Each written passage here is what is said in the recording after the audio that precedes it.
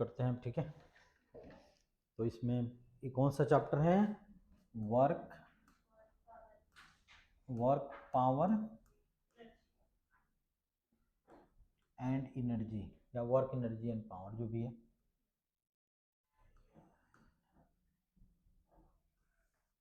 अच्छा, तो वर्क का हमने फॉर्मूला क्या लिखाया था? वर्क डन इक्वल टू क्या होता था? एफ डॉट डी, या इसको हम ऐसे लिखते थे, एफ डी कोस थीटा, ठीक है। डी क्या है? एफ फोर्स, डी डिस्प्लेसमेंट, और थीटा क्या है? जैसे मान लो कि इधर डी है और इधर एफ है, तो दोनों के बीच में एंगल थीटा है, तो वही होता है force between displacement and angle between displacement and force, ठीक है। अच्छा, वर्क पॉजिटिव कब होगा? इसके लिए क्या कंडीशन है?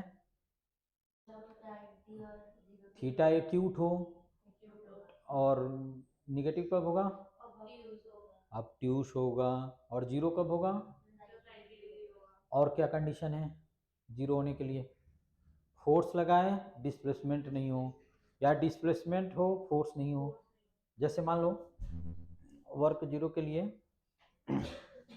वर्क इक्वल टू जीरो कब होगा? जब फोर्स इक्वल टू जीरो हो जाए और डिस्प्लेसमेंट जीरो ना हो, ठीक है। जैसे मान लो कि कोई ऑब्जेक्ट कांस्टेंट वेलोसिटी से मूव कर रहा हो, कांस्टेंट वेलोसिटी से मूव कर रहा हो, तो इसका एक्सेलरेशन कितना होगा? तो इस पे फोर्स कितना हो जाएगा? जीरो होगा। तो ए कंडीशन हो जाएगा, या एक कंडीशन हो जाए F is not equal to zero और डिस्प्लेसमेंट इक्वल टू जीरो, ठीक है। क्या? हाँ, जैसे मान लो कि एक ऑब्जेक्ट को हमने इस पे फोर्स लगाया, एफ इक्वल टू सपोज करो कि 10 न्यूटन लगा दिया, ठीक है। और इस डायरेक्शन में एफ एस मैक्सिमम मान लो कि 15 न्यूटन लग सकता है, तो ये कभी मूव नहीं करेगा। इसको मूव कराने के लिए हमको मिनिमम कितना फोर्स लगाना पड़ेगा? 15 या 15 से ज़्यादा, समझ गए? अच्छा, तो ये हो गया work done by constant force, ठीक है। अच्छा, उसके बाद में है work done by variable force.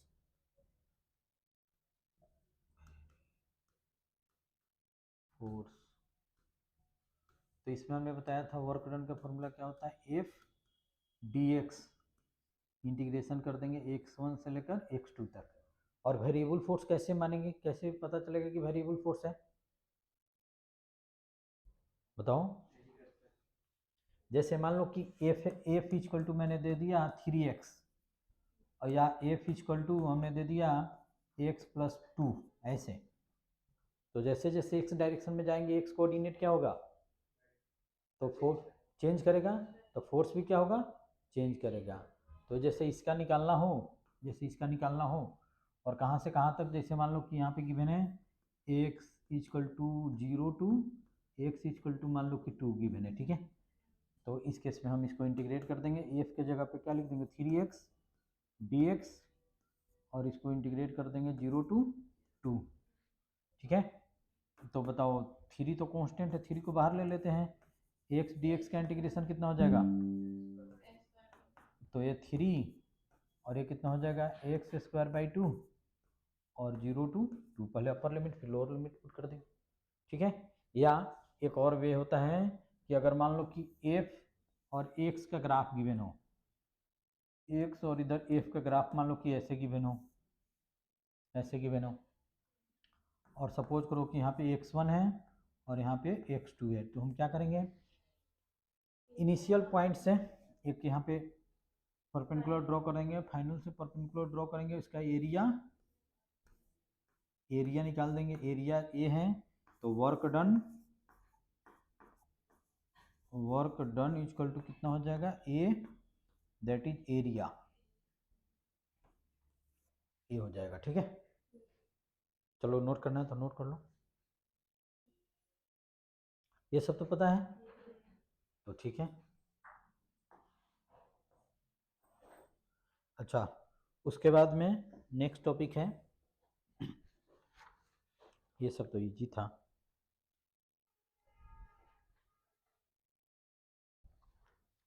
Work energy theorem लिखो, वर्क एनर्जी थ्योरम और इसका proof, work energy theorem for constant force,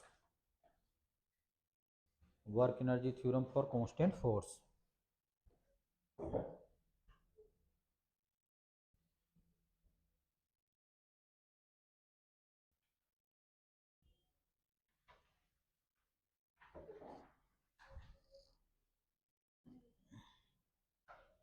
work energy theorem for constant force. Work energy theorem क्या होता है?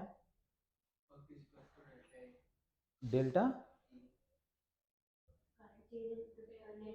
Work done by resultant force और work done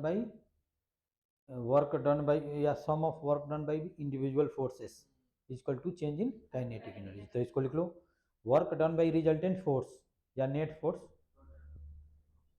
work done by resultant force is equal to change in kinetic energy. Work done by the resultant force on an object is equal to change in kinetic energy of the object. Change in kinetic energy potential भी तो होगा। Kinetic energy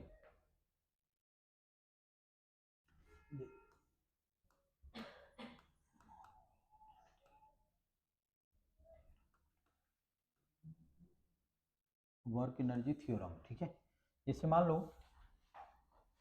कोई object है जिसका mass same है और इसका मान लो कि v1 है और इस पर फोर्स लग रहा है और सम टाइम के बाद में ये यहाँ पे आ जाता है, इसका वेलोसिटी हो जाता है v2। ठीक है, तो वर्क डन बाई इस पे मान लो कि कोई फोर्स लग रहा है F, नेट फोर्स मान लो कि F लग रहा है। ठीक है, तो इसमें लिखेंगे work done equal to change in kinetic energy, work done by resultant force equal to change in kinetic energy, that is kinetic energy final minus kinetic energy initial, और ये कितना हो जाएगा half v2 square minus half m v1 square. समझ में आया? या मान लो कि इसका स्पीड u है और इसका स्पीड v है, तो उस केस में हम क्या लिखेंगे, half m v square minus half m u square. समझ गए कि कैसे हमने लिखा? ठीक है, अच्छा इसको प्रूव करके बताना है कि ऐसे होता है। ठीक है, तो कैसे प्रूव करोगे? एकदम बिल्कुल सिंपल है। जैसे एक तो लिखाया था हमने u square equal v square equal to u square plus 2a तो लिखाया था हमने, याद है? अच्छा, तो हम लिख सकते हैं v square minus u square equal to 2a, इसमें भी कोई डाउट्स नहीं होना चाहिए। अच्छा, ऐसा हम करते हैं कि 2 से डिवाइड कर देते हैं, तो v square by 2 equal to कितना हो जाएगा, u square by 2 equal to कितना हो जाएगा, a इंटू एस। समझ गए? अगर m से दोनों साइड मल्टीप्लाई कर दे तो कोई फर्क नहीं पड़ेगा, तो m v square by 2 minus m u square by 2 equal to कितना हो जाएगा, एम ए एस लिख सकते हैं, और एम ए कितना होता है, एफ। तो ये कितना हो जाएगा, kinetic energy final minus kinetic energy initial, और ये कितना फोर्स इंटू एस हो जाएगा, और इसको हम वेक्टर भी लिख सकते हैं, और यही होता है वर्क डन। समझ गए कि कैसे किया? चलो लिखो,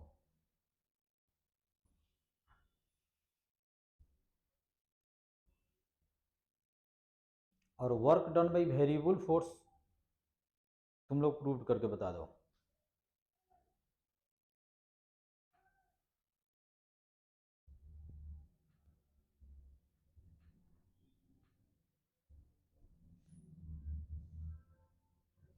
हालांकि एनसीईआरटी में तो यही है, work done by constant force ही है, तो यही तुम लोगों को अच्छी तरह से करना है। ठीक है, work energy theorem for constant force.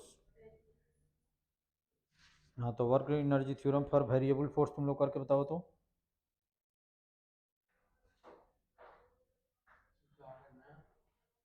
Prove करके बताना है। ये किसके लिए वर्क एनर्जी थ्योरम, किसके लिए? For constant force.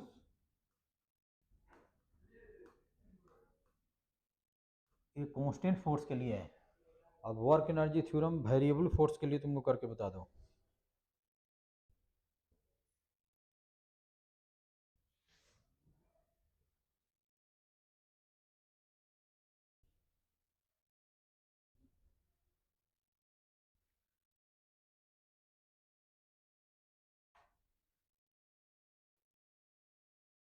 थोड़ा सा माइंड अप्लाई करो या मैं करूं?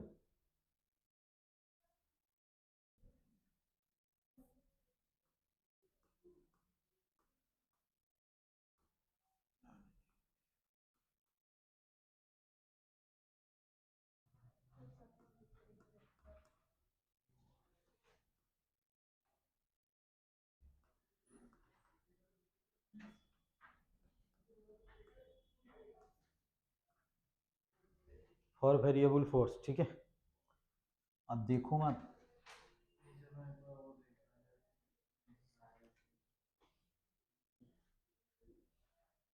अच्छा चलो मैं करके बताता हूँ। देखो एफ इजकल टू, अगर मैं एम ए लिख दिया तो इसमें तो किसी को कोई दिक्कत नहीं होना चाहिए। अच्छा, अगर इसको एम और ए को d v by d t लिख देते भी, इसमें कोई भी दिक्कत नहीं होना चाहिए। बताओ। अच्छा, एफ इजकल टू हमने लिखा था m d v by d t. अगर दोनों साइड डी एक्स से मल्टीप्लाई कर दूं तो कोई फर्क नहीं पड़ेगा। तो इधर भी मैं डी एक्स कर दिया और इधर भी डी एक्स कर दिया तो कोई फर्क नहीं पड़ेगा। बताओ यस और नो। तो ये कितना, इसको अगर मैं ऐसे लिख दूं एम डी भी और इसको लिख दूं डी एक्स अपॉन में डी टी तो भी कोई फर्क नहीं पड़ेगा। कोई फर्क पड़ेगा? और D x by d T कितना होता है? भी होता है। तो हम ऐसा कर देते हैं एम भी और डी भी लिख देते हैं और एफ डी एक्स लिख देते हैं, इसमें भी कोई डाउट नहीं है। और work done by variable force अभी हमने लिखाया था क्या? वर्क डन क्या होता है? F d x integration x one से लेकर एक्स टू तक। तो इसमें दोनों साइड इंटीग्रेट कर देते हैं, यहाँ पे दोनों साइड इंटीग्रेट कर देते हैं, यहाँ पे कर देते हैं एक्स वन से लेकर एक्स टू तक। और वेलोसिटी इनिशियल कितना है? u है। और फाइनल वेलोसिटी सपोज करो कि v है। ठीक है, तो ये तो हो जाएगा तुम्हारा f dx इंटीग्रेशन x1 से लेकर x2 तक, और यही वर्क डन है। अच्छा, m तो बाहर हो जाएगा, v dv का इंटीग्रेशन कितना होगा? v dv x dx का इंटीग्रेशन कितना होता है? x square by two. तो v dv का कितना होगा? v square by two. तो m तो कांस्टेंट बाहर कर दिया, ये हो जाएगा v स्क्वायर बाई टू। अब इसको u से लेकर v तक कर दो तो ये कितना हो जाएगा? Half m v square minus half m u square. समझ में आया कि हमने कैसे किया? तो बस हो गया यही। Work done equal to F d x x one से लेकर एक्स टू तक, यानी कि kinetic energy final minus kinetic energy initial. हो गया।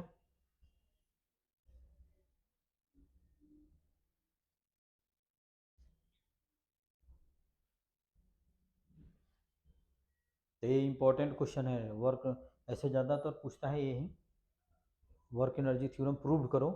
तो ये अगर पूछे वर्क एनर्जी थ्योरम प्रूव करो तो इसको करना है। कौन ज़्यादा इजी है? ये ज़्यादा इजी है, वो ज़्यादा इजी है? पहला तो इसी को कर देना है, ठीक है।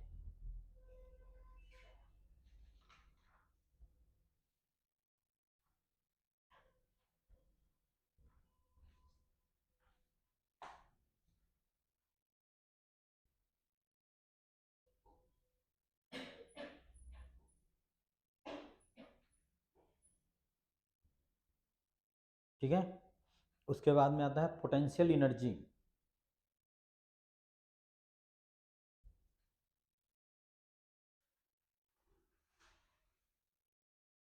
उसके बाद में आता है पोटेंशियल एनर्जी। पोटेंशियल एनर्जी क्या है बताओ?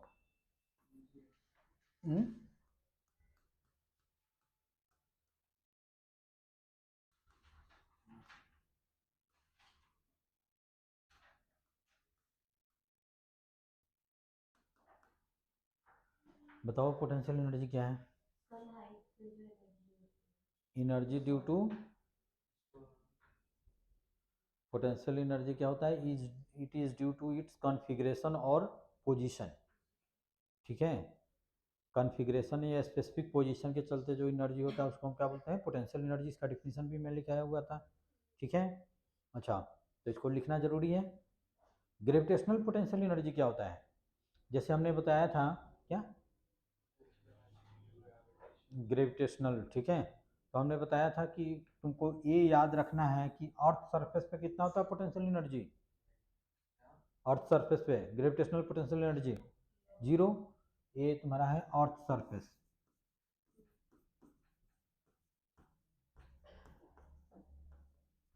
तो इसको हम जीरो लेवल भी बोलते हैं, इसको जीरो लेवल बोलते हैं।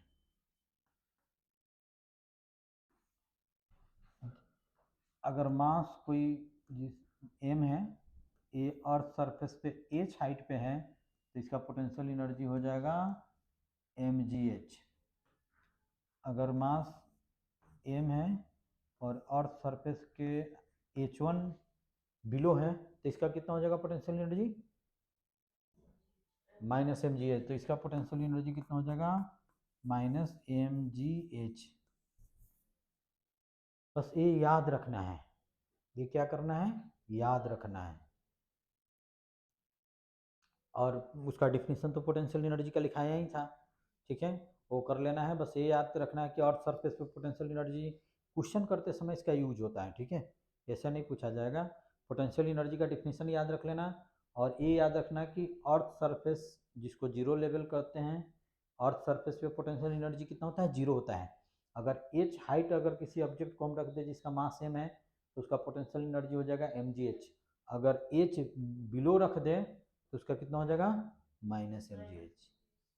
ठीक है, उसके बाद में नेक्स्ट टॉपिक है कंजर्वेटिव फोर्स और नॉन कंजर्वेटिव फोर्स। ये डिफिनीशन इंपॉर्टेंट है।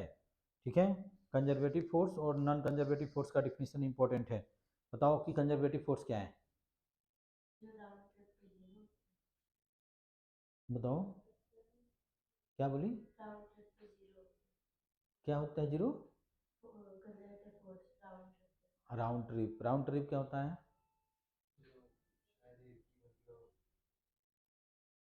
इनिशियल से फाइनल जाए, फाइनल से इनिशियल पे आ जाए।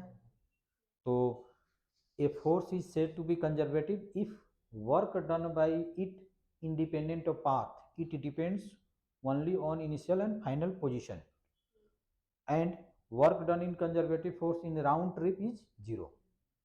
तो लिखना है, इसको लिखा हुआ है, तो ये इंपॉर्टेंट मार्क कर लो। कंजर्वेटिव और नॉन कंजर्वेटिव फोर्स ये डिफिनीशन आ सकता है। ठीक है, तो कंजर्वेटिव फोर्स क्या है? Work done by conservative force in round trip is zero. Second में प्रॉपर्टी होता है work done by conservative force is independent of path. ये पाथ से इंडिपेंडेंट होता है। इसका एग्जांपल बताओ।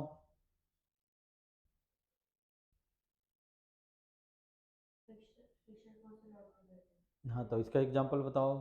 इसका दो एग्जांपल हमने बताया था। हाँ, इलेक्ट्रोस्टैटिक फोर्स और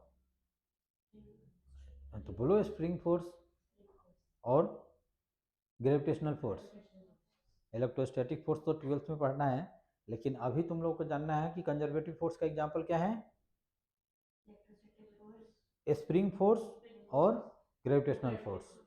ठीक है, तो तुम प्रूव करके बता दो कि ग्रेविटेशनल फोर्स, लिखो नेक्स्ट लिखो conservative nature of gravitational force, और प्रूव करके बता दो कि work done by gravitational force path से इंडिपेंडेंट होगा, वो जस्ट इनिशियल और फाइनल पोजीशन पे डिपेंड करेगा।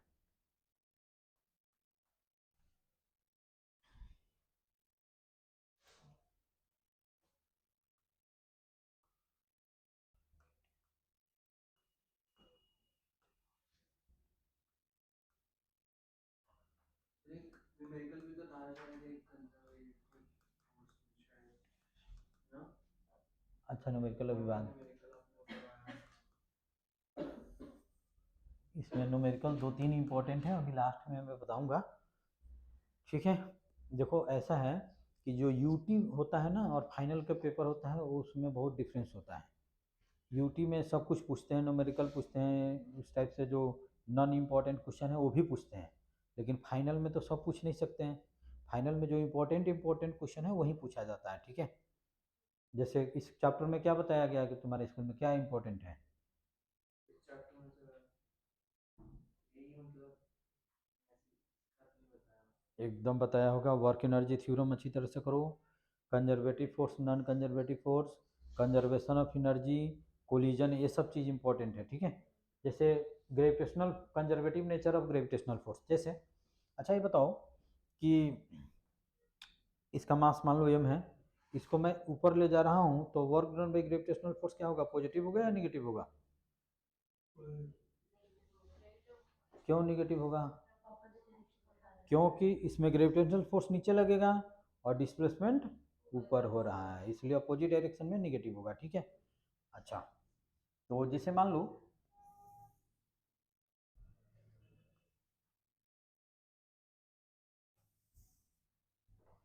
एक ऑब्जेक्ट है जिसका मास m है, यहाँ पे रखा हुआ है, और ये हाइट मान लो कि h है इनिशियल पोजीशन पे, और फाइनल पोजीशन पे ये मास यहाँ पे चला गया, तो work done by gravitational force कितना लिखेंगे? निगेटिव साइन या पॉजिटिव साइन? तो माइनस mgh। कैसे? क्योंकि जब इसको ले जाएंगे हम तो इस पे mg तो नीचे की ओर लगेगा और डिस्प्लेसमेंट ऊपर की ओर होगा, तो दोनों के बीच में एंगल कितना हो जाएगा, 180, और cos 180 -1 होता है, इसलिए ऑब्जेक्ट को यहाँ से हम यहाँ ले गए h हाइट पे, तो work done by gravitational force कितना हो जाएगा, -mgh, ठीक है। अच्छा, अब इसी चीज को, अब देखो इसी चीज को हम कैसे ले जाते हैं, यहाँ से ए से ले गए, फिर ऐसे ले जाके फिर ऐसे ले जाते हैं इसको। अब मास को हम ऐसे ले जा रहे हैं, इस पाथ से ले जा रहे हैं, तो ये मान लो कि हाइट h1 है, ये मान लो कि हाइट h2 है, और ये डिस्टेंस मान लो कि d है, और ये h1 h2, और h1 h2 इधर कर देते हैं, ये h1 हाइट है, तो ये हाइट कितना हो जाएगा, h माइनस h1, बता दो यस और नो, ठीक है। इसका नाम हम दे देते हैं, जैसे इसी मास को हम ले जा रहे हैं, m, a, b, c और d नाम दे देते हैं, तो इस केस में work done by gravitational force कितना हो जाएगा, work done a to b plus work done b to c plus work done c to d। इसमें कोई डाउट्स नहीं होना चाहिए। अच्छा, a टू b जा रहे हैं, तो इस केस में ग्रेविटेशनल फोर्स किस डायरेक्शन में लगेगा, और डिस्प्लेसमेंट किस डायरेक्शन में हो रहा है, तो work done by gravitational force positive negative, negative कितना होगा, निगेटिव में -mgh1। अच्छा, b टू c में जा रहे हैं तो ग्रेविटेशनल फोर्स किस डायरेक्शन में लगेगा, और डिस्प्लेसमेंट कैसे हो रहा है, तो दोनों के बीच में एंगल कितना हो जाएगा, तो वर्क डन कितना हो जाएगा, समझ रहे हो ना। जैसे यहाँ पे अगर मान लो कि ऑब्जेक्ट यहाँ पे है, तो mg तो ऐसे लगेगा, जब ऑब्जेक्ट को हम यहाँ पे ले जाएंगे तो mg क्या लगेगा, ऐसे लगेगा, और डिस्प्लेसमेंट क्या होगा, ऐसे होगा, और फिर जब यहाँ पे ले जाएंगे तो इस केस में भी mg क्या लगेगा, ऐसे लगेगा, और डिस्प्लेसमेंट क्या होगा, ऊपर होगा, ठीक है। अच्छा, तो work done by B C कितना हो जाएगा, 0 हो जाएगा। अच्छा, work done by C D बताओ, -mgh, h माइनस h1, ठीक है। तो इसको -mgh1 माइनस कितना हो जाएगा, mgh, और ये ब्रैकेट खोलेंगे तो कितना हो जाएगा, mgh1, तो ए और ए क्या हो जाएगा, कैंसिल आउट हो जाएगा, तो work done by gravitational force कितना हो जाएगा, -mg। ऐसे ही क्वेश्चन ये वो कराया था ना ऊपर, हमने कुछ लिखा था तो ऐसे ही क्वेश्चन आपने कराया था लास्ट में mgh। अच्छा, वो भी हमने बताया था, चलो ठीक है, ऐसे भी कर लो। समझ रहे हो कि कैसे किया, इसको डायरेक्ट मैं यहाँ से यहाँ ले गया, इससे हमने प्रूव कर दिया कि, अब ये स्प्रिंग फोर्स भी मैं प्रूव करके बताऊंगा, इससे मैंने प्रूव कर दिया कि ग्रेविटेशनल फोर्स क्या है, कंजर्वेटिव फोर्स है। इसको इनिशियल से फाइनल पोजीशन पे ले गए बाई स्ट्रेट लाइन, और इसको ऐसे कुछ ऐसे ऐसे ले गए, दोनों केस में वर्क डन क्या आया, सेम आया। अगर कंजर्वेटिव फोर्स नहीं होता तो इस केस में वर्क डन कुछ डिफरेंट होता। चलो नोट कर लो जल्दी। नोट कर लो। एक और दूसरा हमने क्या बताया था, work done in round trip क्या हो, 0 होता है। ठीक है, वो भी मैं भी करके बताऊंगा।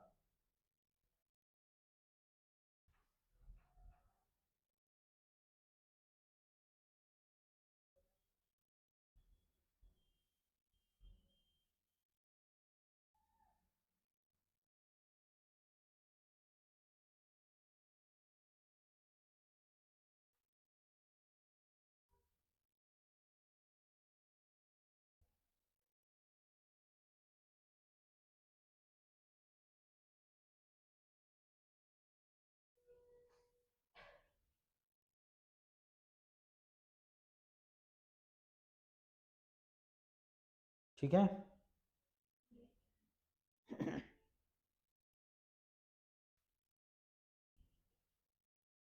इससे हमने प्रूव्ड करके बता दिया कि work done by gravitational force is independent of path.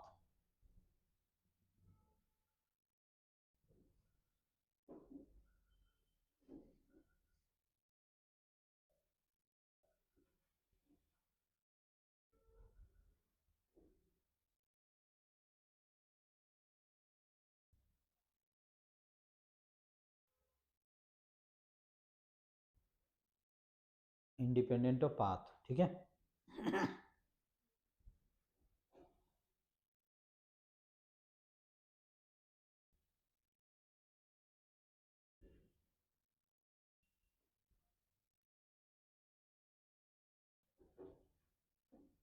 और कुछ नहीं है, बिल्कुल सिंपल है।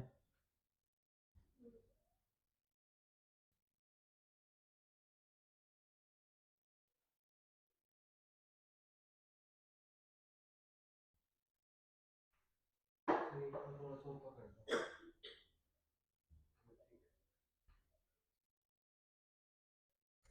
जल्दी नोट करो।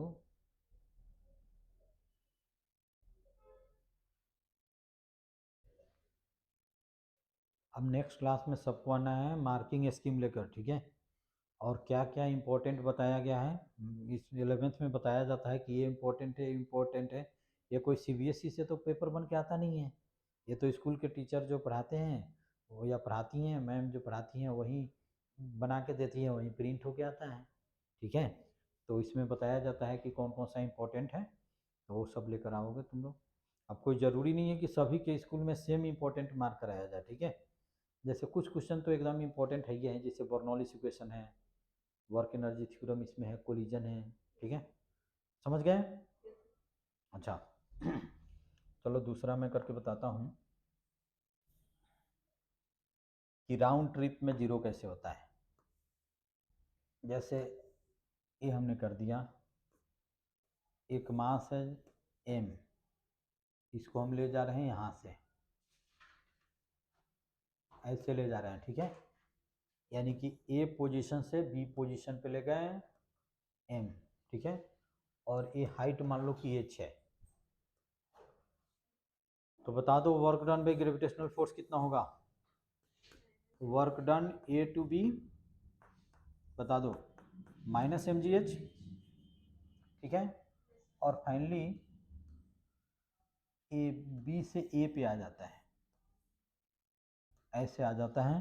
तो इस केस में work done by gravitational force बता दो, वर्क डन बी टू ए कितना हो जाएगा, mgh, ठीक है। दोनों को हम ऐड कर देते हैं, तो work done A to B plus work done B to A equal to कितना हो जाएगा, -mgh plus mgh equal to कितना हो जाएगा, 0।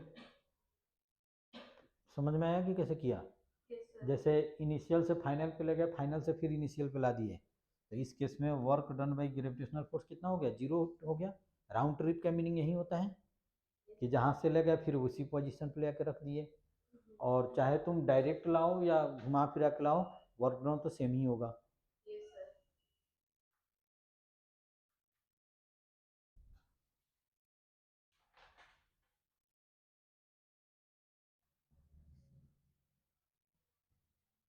उसके बाद में है conservation of energy.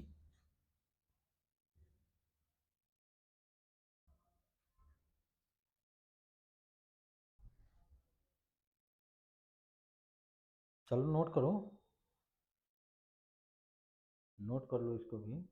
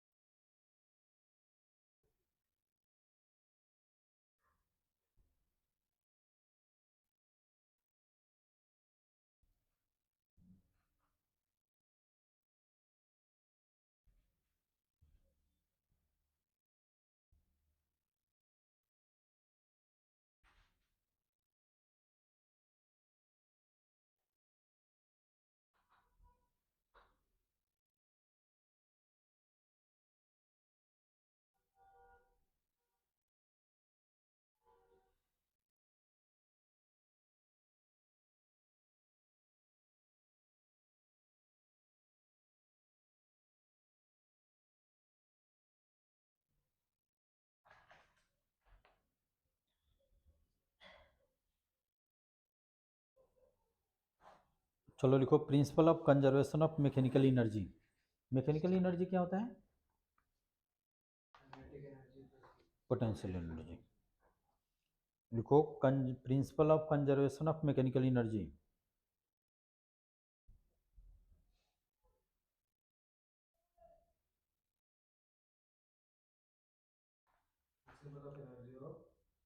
Principle of energy of principle of conservation of mechanical energy. लिखो इफ, अच्छा एक और चीज तो हमने, नॉन कंजर्वेटिव फोर्स क्या है बताओ? पाथ डिपेंडेंट होते हैं, राउंड ट्रिप में जीरो नहीं होता। एग्जांपल बता दो। फ्रिक्शनल फोर्स, ठीक है। तो लिखो if non conservative forces are absent,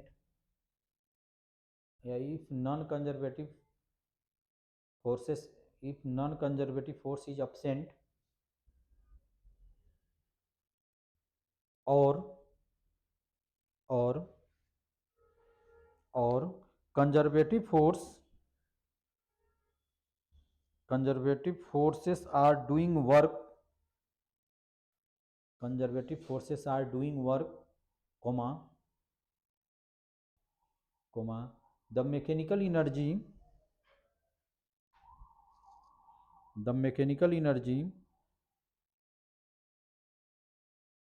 remains constant। Mechanical energy bracket में लिखना, मैकेनिकल एनर्जी ब्रैकेट में लिखना, kinetic energy plus potential energy remains constant.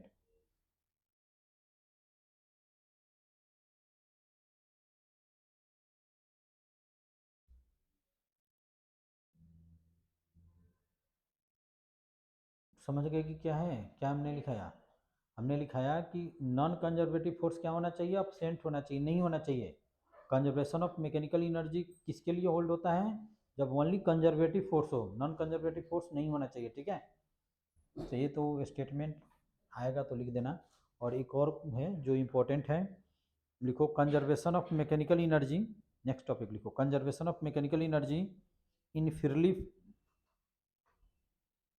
Conservation of mechanical energy in a freely falling body। यही question था sir, ये वाला ही question आपने कराया।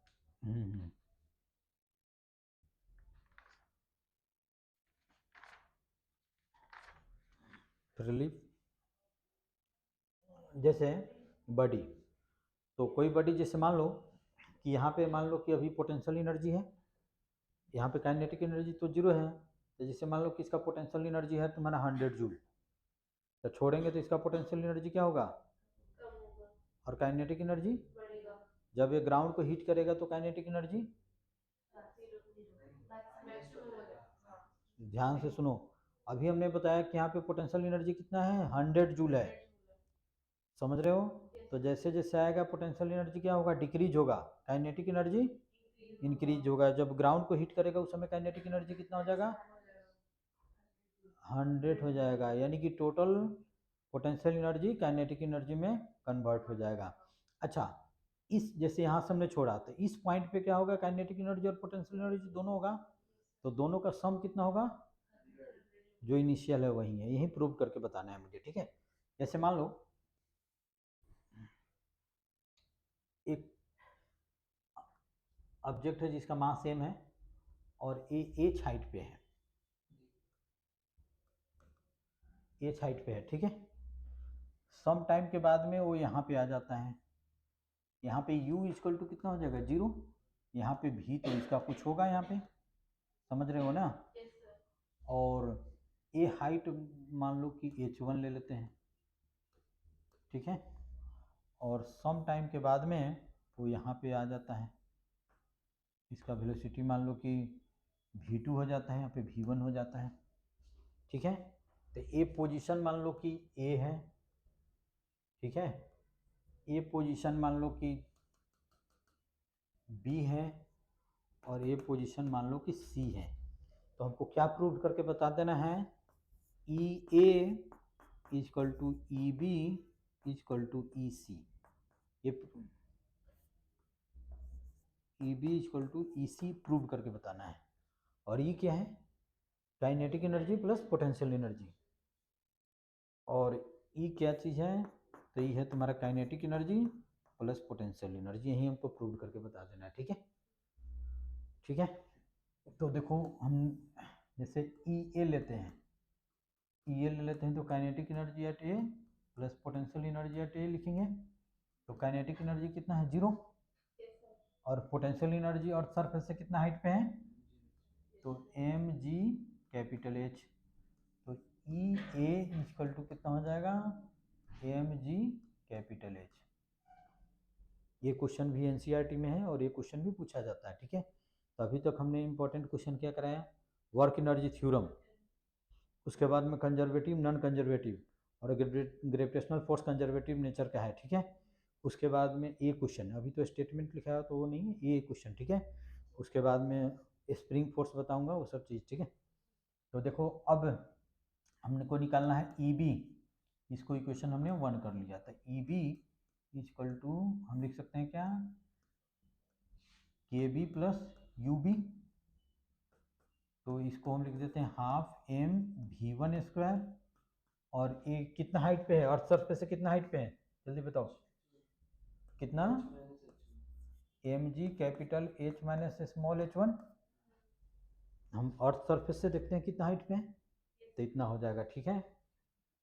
अच्छा, तो यहाँ से यहाँ आया, तो वर्टिकल मोशन के लिए क्या फॉर्मूला होता है, v square equal to u square plus 2g s, यहीं लिखते हैं। तो v1 कर दो, इनिशियल तो 0 है, 2g, और कितना हाइट आया, नीचे आया, तो h1 हाइट नीचे आया, ऊपर से गिरा गिरा रहे हैं तो कितना हाइट नीचे आया, वही फॉर्मूला लगाते हैं ना। जैसे मान लो कि ये नीचे आया तो कितना हाइट नीचे आया वो लेते हैं, या कितना अर्थ सरफेस से ऊपर है वो लेते हैं, कितना नीचे फॉल किया वो लेते हैं, ठीक है।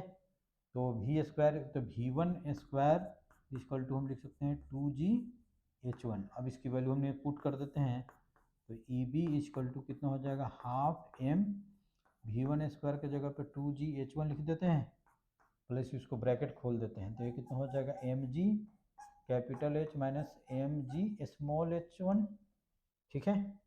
अब इस 2 से 2 को कट कर दो, तो हो जाएगा एम 2 कट कर दिया, जी एच वन प्लस हो जाएगा m g capital H minus m g small h one. तो ए और ए कैंसिल आउट हो जाएगा, तो ई बी इक्वल टू कितना हो जाएगा, एम जी कैपिटल एच। चलो इसको नोट करना है तो नोट कर लो जल्दी।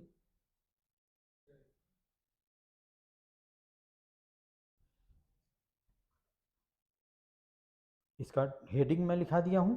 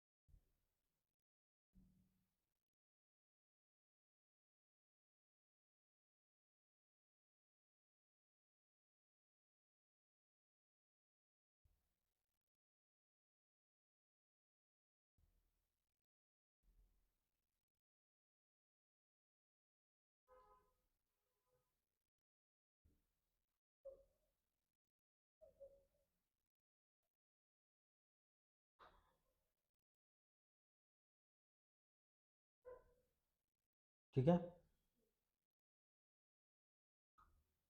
तो इसको इक्वेशन हमने क्या कर दिया, 2 लिख दिया, ठीक है। और 1 तो हमने लिखा ही है यहाँ पे, ठीक है।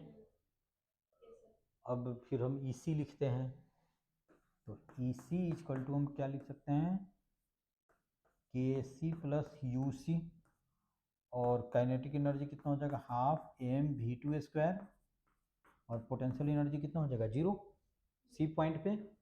और इसमें हम लिख सकते हैं further V square equal to U square plus, एक मिनट, फर्दर इसमें हम लिख सकते हैं क्या, V square equal to U square plus 2GS, तो इनिशियल तो 0 है, और 2G एक ऊपर से कितना हाइट नीचे आया, H हाइट आया, कैपिटल H हाइट नीचे आया, देखो यहाँ पे, जैसे यहाँ से यहाँ आया, A पॉइंट से C पॉइंट पे आया तो कितना नीचे आया, कैपिटल H हाइट नीचे आया, ठीक है। तो यहाँ पे इतना आ गया। अब इसे हम EC इक्वल टू पुट करते हैं half mv2 square, half mv2 square, तो इसको लिख सकते हैं 2G कैपिटल H, तो इस 2 से 2 कैंसिल कर दो, तो EC इक्वल टू हो जाएगा mg कैपिटल H। इसको इक्वेशन में 3 ले लेते हैं और लिखेंगे from first second and third, from first second and third, from first second and third, कितना हो जाएगा, EA equal to EB equal to EC, proved हो गया।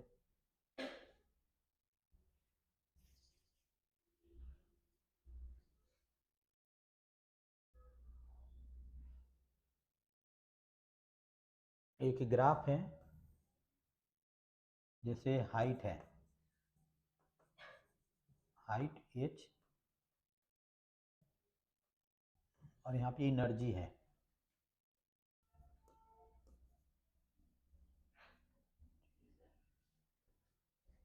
तो पोटेंशियल एनर्जी जैसे जैसे हाइट बढ़ेगा उससे उससे पोटेंशियल एनर्जी क्या होगा, इंक्रीज या डिक्रीज,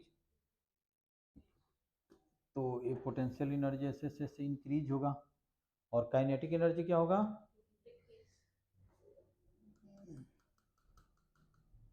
और काइनेटिक एनर्जी डिक्रीज होगा, तो ये कुछ ऐसे होता है।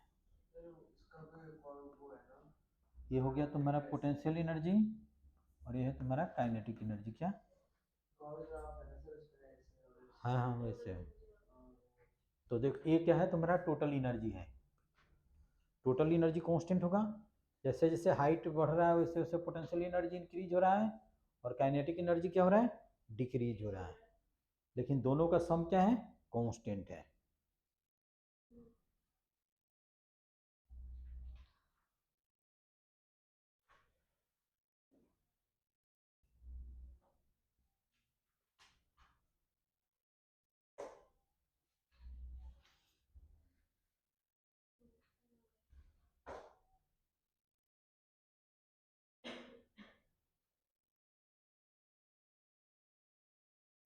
समझ में आया कि कैसे ग्राफ ड्रॉ किया मैं।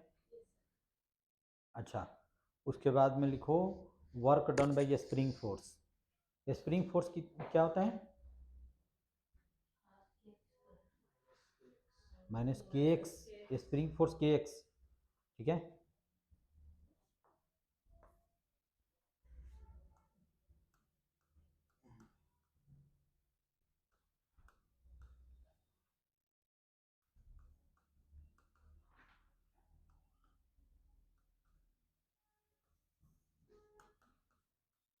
Work done bye spring force, ठीक है।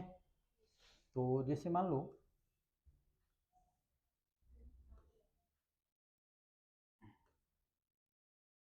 एम है, स्प्रिंग अपने नेचुरल लेंथ में है, तो इस ब्लॉक पे कोई फोर्स लगेगा, नहीं लगेगा। अब हम ऐसा करते हैं कि इसको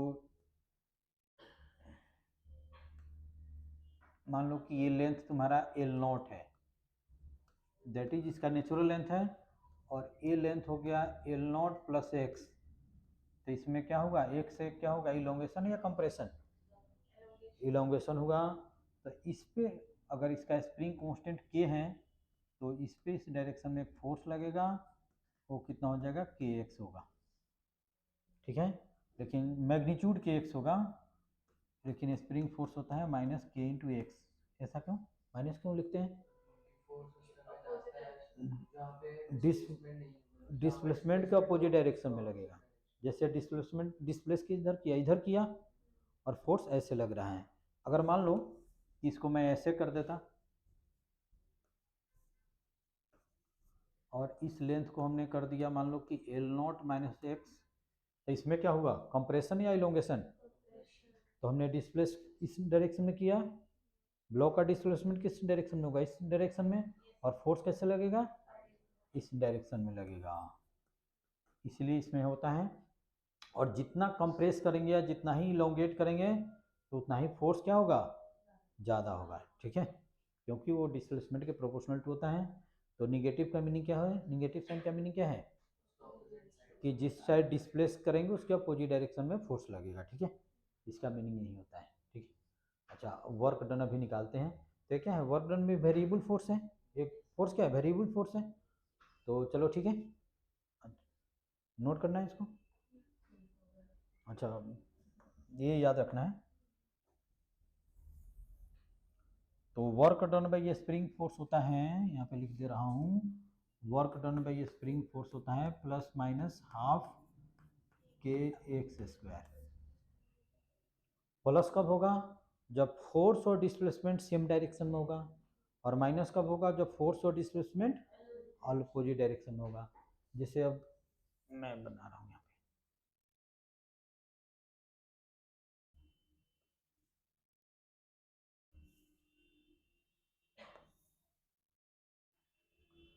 जैसे मान लो कि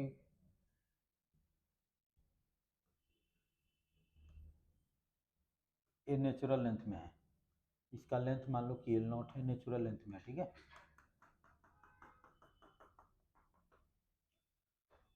अब ब्लॉक को हम यहाँ से यहाँ ले गए, एम ए 1 है और ये क्या है, पोजीशन 2 है, सपोज करो। तो इस केस में वर्क डन पॉजिटिव होगा या निगेटिव होगा, तुम बताओ। अब जैसे ऐसे ले जाएंगे ब्लॉक को तो स्प्रिंग फोर्स तो ऐसे लगेगा, डिस्प्लेसमेंट ऐसे हो रहा है, तो work done by spring force क्या होगा, निगेटिव होगा। तो यहाँ पे हम लिख देते हैं work done 1 to 2, work done 1 to 2 कितना हो जाएगा, माइनस हाफ के एक्स स्क्वायर। हमने क्या किया, एक्स से इसको इलोंगेट कर दिया, ठीक है। अब फिर फर्दर ये यहाँ से यहाँ आएगा,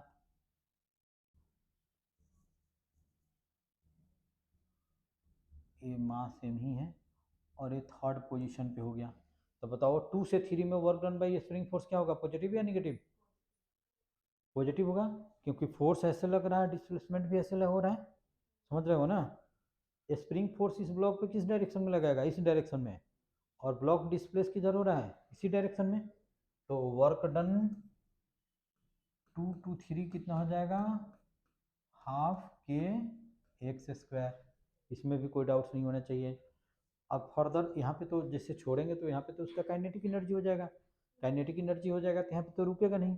अब इसको क्या करेगा, कंप्रेस करेगा, जितना से इलोंगेट था उतना ही से इसको क्या करेगा, कंप्रेस कर देगा। अब मान लो कि एक्स हो गया और ये मान लो कि फोर्थ सिचुएशन हो गया, तो वर्क डन 3 to 4 क्या हो जाएगा, निगेटिव या पॉजिटिव, क्यों, क्योंकि स्प्रिंग फोर्स तो इस डायरेक्शन में लगेगा, डिस्प्लेसमेंट ऐसे हो रहा है, तो इसमें हो जाएगा हाफ के एक्स स्क्वायर। फर्दर अब यहाँ से अब इस पोजीशन पे आ जाता है, फिफ्थ पोजीशन पे, तब यहाँ से यहाँ जाएगा तो वर्क डन क्या होगा, पॉजिटिव, क्योंकि फोर्स भी इसी डायरेक्शन में और डिस्प्लेसमेंट भी इसी डायरेक्शन में। तो वर्क डन 4 to 5 कितना हो जाएगा, हाफ के एक्स स्क्वायर हो जाएगा। अब नेट वर्क डन देखो, ये क्या होगा, राउंड ट्रिप हो गया, एक राउंड ट्रिप हो गया, जहाँ से चला फिर वहीं पे आ गया, हो गया ना एक राउंड ट्रिप। तो कितना हो जाएगा, जल्दी बताओ, 1 to 2 plus work done 2 to 3 plus work done 3 to 4 plus work done 4 to 5, तो ये कितना हो जाएगा माइनस हाफ के एक्स स्क्वायर प्लस के एक्स स्क्वायर माइनस हाफ के एक्स स्क्वायर, और ये कितना हो जाएगा प्लस हाफ के एक्स स्क्वायर। तो इससे सब वर्क डन कितना हो जाएगा 0। तो एक राउंड ट्रिप में नेट वर्क डन कितना हो गया 0, या यहीं से देख लो, यहाँ से आ गया यहाँ से आ गया, इस केस में भी कितना हो गया 0 हो जाएगा। समझ रहे हो ना, यहाँ से यहाँ गया यहाँ से यहाँ गया, तो इस केस में अप्रूव्ड हो गया। समझ रहे हो ना, ये प्रूव्ड हो गया कि स्प्रिंग फोर्स भी क्या है कंजर्वेटिव फोर्स है। समझ गए। तो इसका अभी स्प्रिंग फोर्स का वर्क डन याद रखना है प्लस माइनस हाफ के एक्स स्क्वायर। अब कब प्लस होगा कब माइनस होगा ये अपने से डिसाइड करना है। कैसे, जब फोर्स और डिस्प्लेसमेंट सेम डायरेक्शन में हो तो पॉजिटिव, जब फोर्स और डिस्प्लेसमेंट अपोजिट डायरेक्शन में हो तो निगेटिव। ठीक है,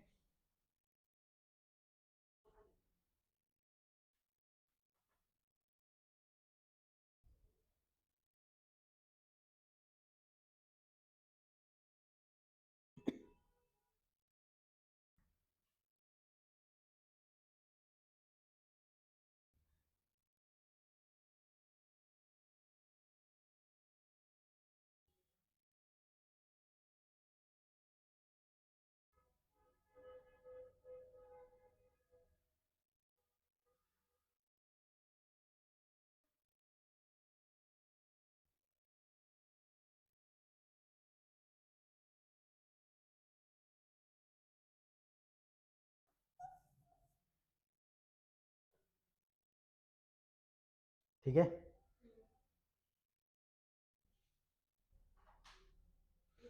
उसके बाद में लिखो पोटेंशियल एनर्जी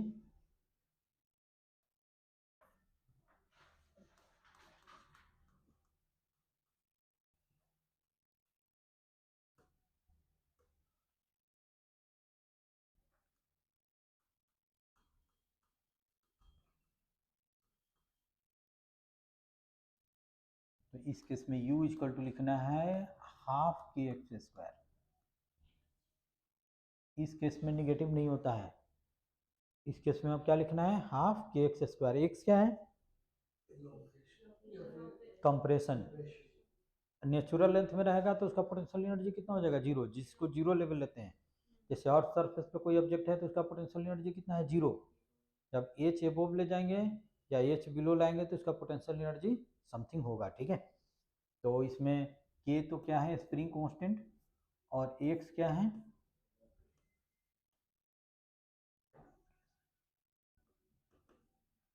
और कंप्रेशन,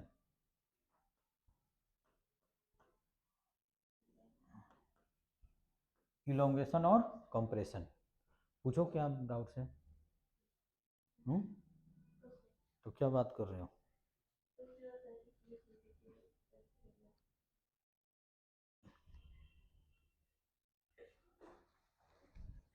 उसके बाद में नेक्स्ट टॉपिक आता है कोलिजन।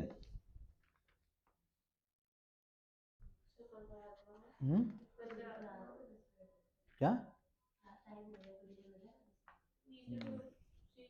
नीचे क्लास है आज क्या।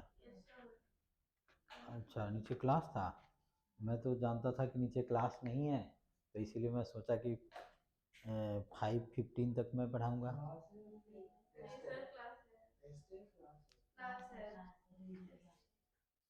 अच्छा तो रहने देता हूँ कल, लेकिन कल तुम लोग ऑनलाइन क्लास रखता हूँ मैं। ठीक है, कल ऑनलाइन। और देखो ऐसा है कि जैसे मैं लिंक भेजूँ मैं टाइम फिक्स कर दूंगा, विद इन 2-3 मिनट्स तुम लोग को ज्वाइन कर लेना पड़ेगा। ठीक है, नहीं तो मैं पढ़ाना शुरू कर दूंगा तो फिर वहाँ से नहीं होगा। ठीक है, ऐसे अब मैं तुरंत करा दे रहा हूँ कि तुम लोग का नंबर उसमें डाल दूंगा, उस पर अपने आप वो लिंक हो जाएगा। ठीक है, तो चलो ठीक।